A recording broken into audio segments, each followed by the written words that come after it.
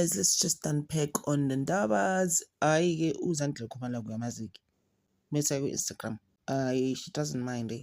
She'll be trashing things there. And then remember the Khumalo Zangit movie that has Kanyembao. She is like usually in the South Africa Sulama movie. But man, the Khumalos are on number 1 on Netflix. But ubhizi usisi uthi no please sihlulekile yasahluleka nje South Africa indaba sengayiki imovie enjani yona le yinyona le okay those were words yinyona le.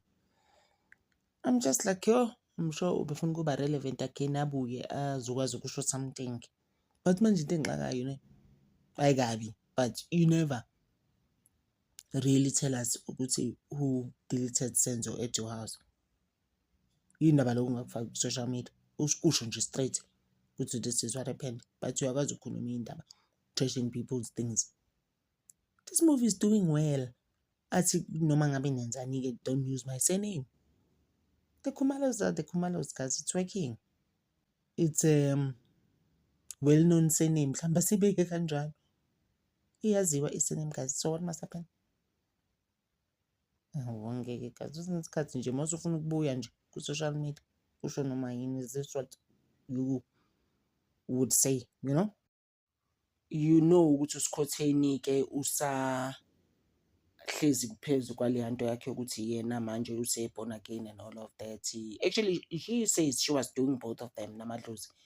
So and then ukuthi she's been dragged to field by spiritual healers and most people nje ukuthi what type of kahle wena awuzazi awuna backbone umgogodla awukho awuzazi ukuthi maybe yantenga nje what is your story. And then she went to church and then bathi esontweni BBL was all over the place egqoke into esi-through hayibo people were like hayibo sisi wenzani, what are you even doing esesontweni esonta, right?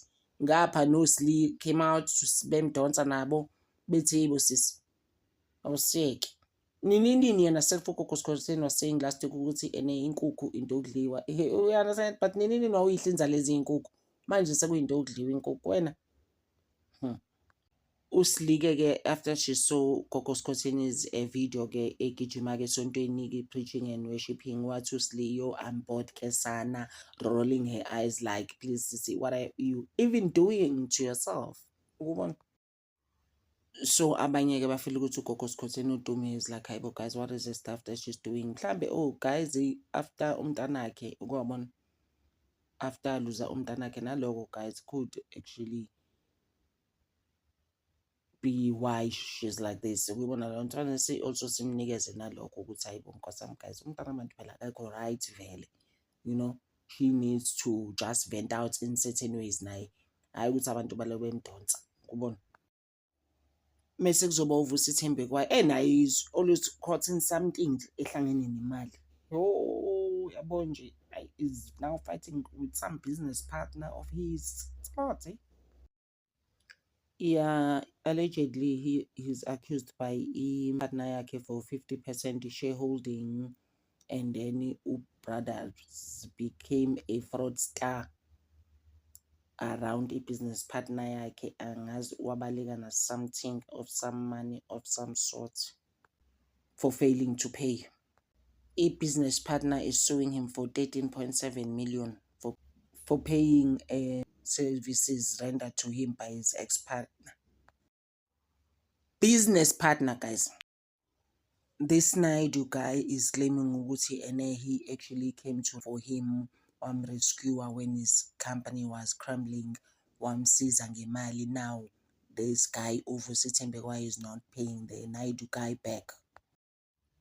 Lezi zinto they have to do with rent or whatever is going on between them. This Naidu guy who's claiming ukuthi Uvusithembekwa umkoleti imali. So I think what happened here, we paid for his rent maybe for some time bese kuba indaba zokuthi okay ke later on you will pay me when your company is fine. Brothers ke manje bazakhokha uvusi and uNaidu guy ufuna imali yakhe. So uyabona ukuthi it's a problem guys. Ezinye izinto uzumanje udragwe udonse usuwaziwa njengesigebengu of esigereke abo kuba ifraudster nescammer ke uba wesiloko 10 times. It's like you can't handle your money. What's going on with you? Guys, so sime lapho with the trending stories in SA. Sizoqhubeka futhi later. Thank you so much guys for always supporting me. Ngithanda over.